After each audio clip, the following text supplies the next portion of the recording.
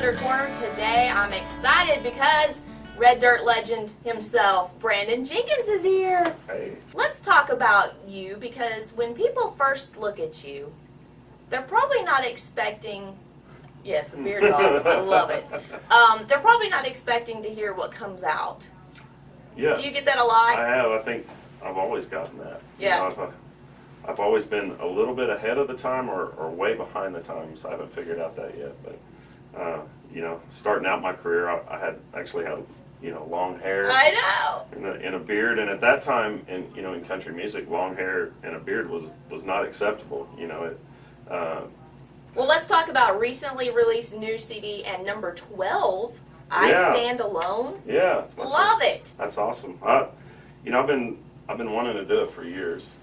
Put out a solo acoustic record that's just me, my acoustic guitar and harmonica, and it's kind of a return to what how I started. For years and years, that's what I did. It was just me and my guitar, and this is a celebration also of 20 years since my very first release. So Wow. it's kind of almost it's coming back around. Things happen in cycles and.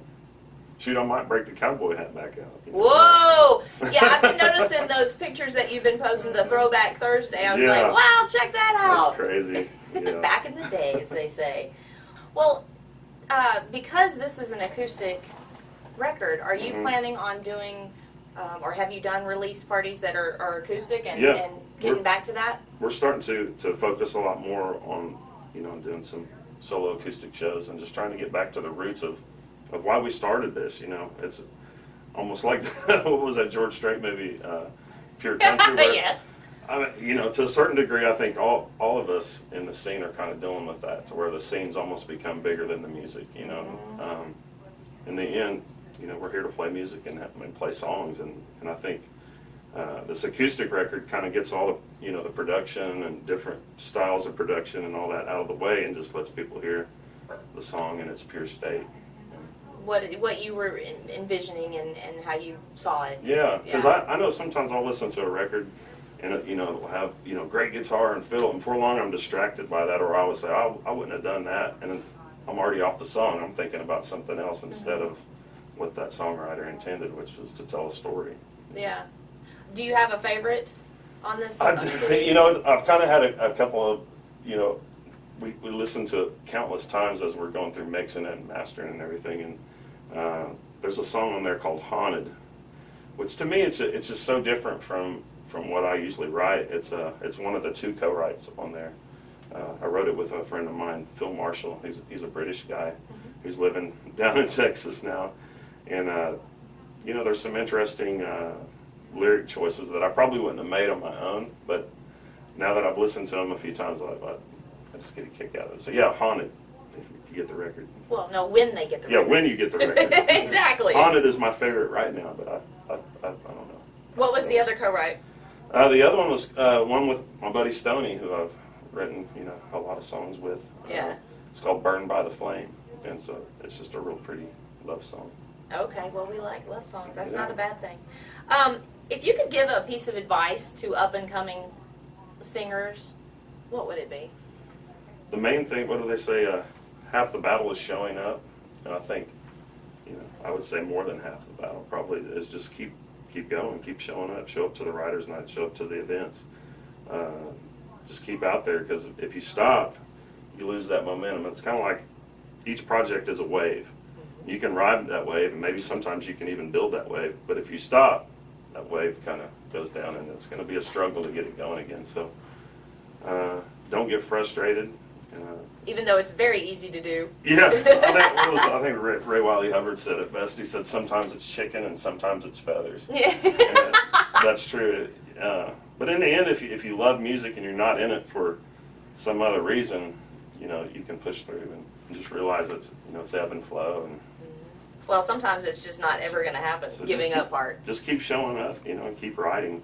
That's the main. That would probably be. If I backed up, that would be my first thing, is to learn how to write songs, because that's going to distinguish you, in the music business, especially if you get out of Texas as well. I mean, people want to hear what you have to say. I mean, there's a lot of people that have pretty faces and can sing songs that somebody else wrote, but how many can just sit down and write a song that everyone can relate to. So Yeah. No, so write songs and show up. I think that's great. Do you have a particular way that you go about writing? Do you sit down at a certain time?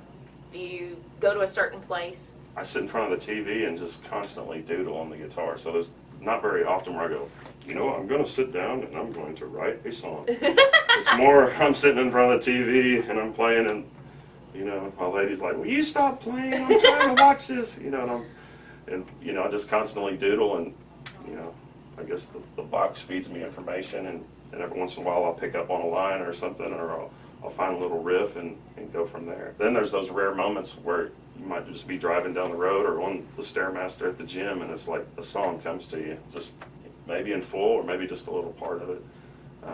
But I've had it where the whole song just came all at once, and I went and wrote it down. It's like, did I write that, or is that already a song? I don't know. That's always my biggest fear. I'm like, okay, this is too easy. This can't be something that I wrote. You know, this has to be something that I'm remembering somehow. So when everything clicks right, that's the way it works. Yeah. That's not very often. No. Just a few times. I can imagine. I can. Have you ever met another Brandon Jenkins? I have. I've met several Brandon Jenkins. Oh yeah. And they've all been African American too, which is strange. Interesting. There's a lot of brothers out there named Brandon Jenkins. That's a great name. Yeah, and then there's a football player too, because I always see it on Twitter. Yeah. I think he plays with the Redskins. That's cool. And, the funny thing is, I looked myself up on Wikipedia, and I was like, we all do. And it had something about Stony LaRue, blah blah blah, and then it had my name. It had the little highlight, and I was like, oh cool, they got my. And I hit it, and it went to, you know, he's a football player, and he's a mom. That's not me. So somebody out there fix that, because I don't know how to do it. All right, so tell people, this is important. Where do they go to get the CD? You got to go to BrandonJenkins.com and get it. Right now, that's the only place you can get it, other than coming to my shows. Yes. We're not sending this out to retail. At some point, it is going to be out on iTunes, but not anytime soon. It's a strange deal, and I don't want to jinx myself, but you know, I've been with Smith for a long time, putting out my records, and decided, you know what, the way things are right now, I can put this out myself. Yeah. You know what I mean? Yeah. There's no need for a record label unless they're a big record label that's going to give you a lot of money and blah blah blah. And even then, you got to pay it all back. So it's like, I decided I'm gonna put it out. Swore off record labels. As soon as I say that, I get like 2 record deal offers. That's the way it is. And so that's kind of why we're holding off on putting it out digitally, because there's a possibility that I could get this record deal in. Okay. And if so, then they'll put it out. So all right, well, that's we'll see. I don't know. I don't want to jinx myself. So if you see it on iTunes in the next week, I didn't get the record. Okay, well, but everybody should go to BrandonJenkins.com. You're also on Facebook and Twitter. Yeah, Red Dirt Legend on Twitter, Instagram, all those. I sit and play on those things all day long at the dinner table, everywhere. I know, I get that. I do too. Well, thank you for coming to the corner. It was great to see you. Thank you. No, my feet don't touch